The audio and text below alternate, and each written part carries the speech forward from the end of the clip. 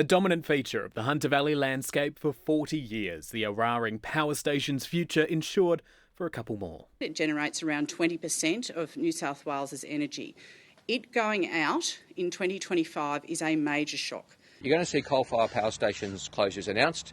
You're going to see sometimes closures brought forward, sometimes then delayed. The coal-fired plant thrown a taxpayer-funded lifeline. The New South Wales government underwriting Origin Energy's operations for 2 years, promising to cover any losses up to $225 million a year and getting a cut of any profits, capped at $40 million a year.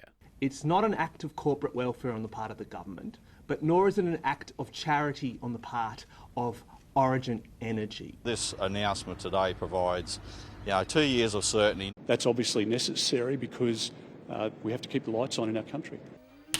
State Labor arguing the deal is needed to ensure the transition to renewables is smooth, with no interruption to power supplies in the process. Federal Labor insisting the nation will still meet its commitments to bolster renewables and cut emissions. We actually are on target for 82% renewables by 2030. We are. When you talk about keeping coal open longer, it sounds as though you're anti-climate change. You've got to maintain a reliable system while we get to low emissions, because no one's going to forgive governments if they stuff that up. To continue business as usual and expect coal-fired power stations to cover those reliability gaps is quite frankly lazy policy. The coalition continuing to beat the drum for nuclear to play a role in the nation's energy mix. You can't live in this mystical world where you just believe the lights turn on, by chance each day. You need to have stability in the system. Peter Dutton keeps promising detail and substance and costings, but we haven't had anyone put their hand up and say they're prepared to finance them. Today's decision on Eraring shows that the road to net zero is going to be a bumpy one.